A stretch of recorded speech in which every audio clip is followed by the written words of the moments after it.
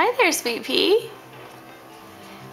You're very happy looking at these crazy looking little creatures, huh? Spencer had to stop. The dude wanted to take some photographs of the countryside. The dude set up his camera.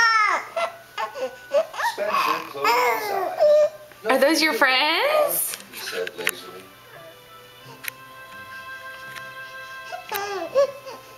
Gordon was returning to bring them dogs. What are they doing? Edward must be losing the race. Edward is a waste of steam, he sniffed. Do you like looking at yourself in the mirror up there? Can you see He yourself? felt bad about what he had said. Well done, Edward, he called.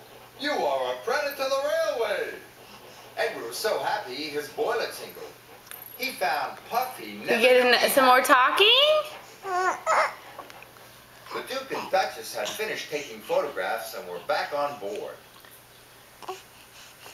Time to go, said Spencer's driver and rang the bell.